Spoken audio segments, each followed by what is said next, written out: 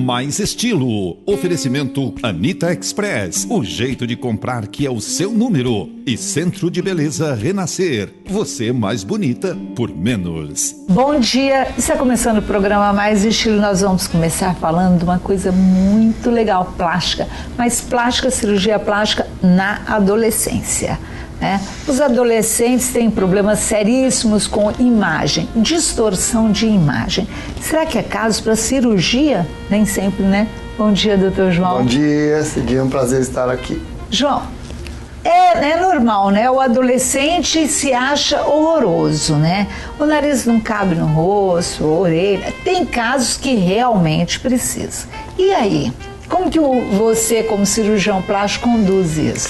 Então, realmente o adolescente, na fase que vive uma tempestade emocional muito grande, crescendo, mudando voz, mudando comportamento, achando que as coisas estão todas erradas no mundo. Alguns deles, com justiça, deveriam ser submetidos à cirurgia plástica, e isso poderia e poderá ajudá-los a passar melhor por esse período. Mas isso tem que ser muito bem analisado, se diga. Os casos mais comuns é nariz e orelha? Os casos mais comuns antes da adolescência, a orelha. Na adolescência, nariz e mama. Ou mamas grandes para serem reduzidas ou mamas muito pequenas, que então as pacientes nos procuram para aumentá-las. E na adolescência, foi bom você falar, a prótese na adolescência não vai atrapalhar futuramente quando ela for mãe, for amamentar? Não, na verdade não. A prótese mamária é colocada de uma maneira tal que não há uma desconexão entre o complexo da areola e mamilo com o tecido mamário. Então isso não acontece, mas é preciso que a gente avalie muito bem se realmente essa paciente precisa dessa cirurgia, se ela já teve o crescimento mamário completado, que se dá em geral 3, 4 anos depois da primeira menstruação, se ela tem uma convicção, e se nós podemos analisar como firme essa convicção que deve operar, e fundamentalmente também nós devemos dizer que é necessária a autorização dos pais.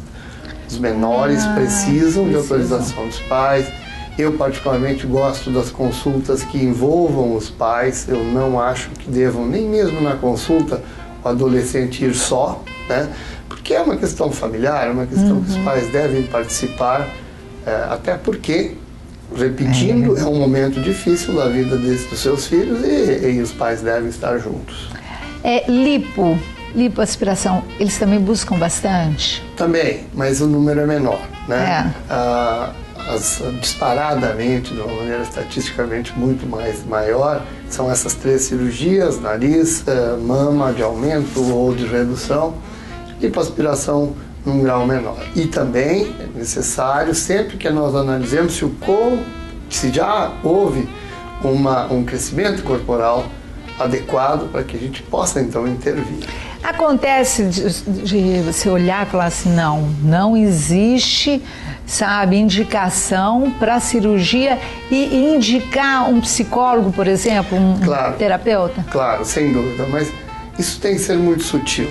O adolescente, em geral, ele acha que ele é o dono da verdade, e nós temos que, então, ajudá-lo. Se eu sentir que aquele caso não é um caso adequado para cirurgia, eu vou sutilmente tentar convencê-lo de que ele poderia esperar um pouco, né?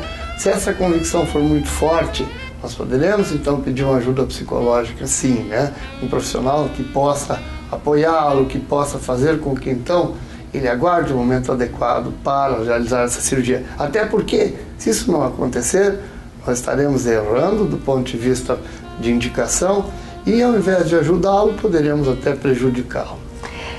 O número de adolescentes que te procuram é igual aos adultos ou é bem menor? Não, é menor.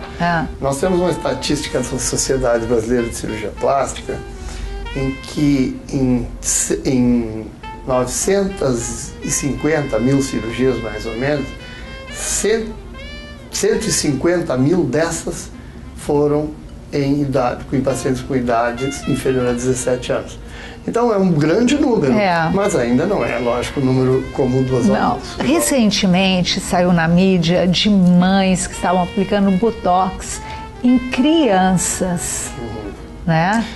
E eles, os jovens, não vou falar crianças, a mídia deu criança, mas o adolescente, ele também procura num excesso de vaidade? Na verdade são raros esses casos, mas a gente também às vezes enfrenta essa dificuldade de negar alguns procedimentos, né? Mas por outro lado existem distorções musculares que merecem o Botox em qualquer idade, né? Nós não devemos negar quando nós temos um adolescente, por exemplo, que tem uma expressão muito fechada, um movimento dos músculos que nós chamamos corrugadores e próceros, que deixa esse adolescente com um aspecto de estar sempre de mau humor, ou bravo, irritado. Então, claro que nós podemos ajudá-lo fazendo um pouquinho de toxina botulínica nesses casos. Nesses casos. Como que chama? Sudorose, né? Também, né? As desidroses, né? Sudorese excessiva de axila, mão e pés, são também uma indicação, embora a gente sempre coloque a situação de dor nessa aplicação, volumes grandes e curta duração do efeito da toxina. Então, muitas vezes encaminhamos ao cirurgião torácico, ao neurocirurgião, para ver se ele não teria, esse adolescente não teria indicação de uma cirurgia que pudesse resolveria ajudar. Melhor, né? Isso. Bom, para finalizar, é importante que você verifique se o médico faz parte da Sociedade Brasileira de Cirurgiões Plásticos. Senão, meu bem, não adianta nada ter indicação ou não ter indicação, não é? Isso é importante. Eu acho que, é claro que sempre existem exceções, mas a Sociedade Brasileira de Cirurgia Plástica, para os senhores que estão nos ouvindo, ela tem um critério rigoroso no sentido de autorizar um especialista a trabalhar nessa área de cirurgia plástica. Eu acho que esse critério, por ser rigoroso, é adequado, e os médicos que têm, então, esse título oferecerão mais segurança nos procedimentos. Obrigada. Preste atenção. Então, João, vamos tomar um café da manhã da Pão e Tal? Da Pão e Tal? E a gente vai para o intervalo, mas não sai daí não, eu já volto.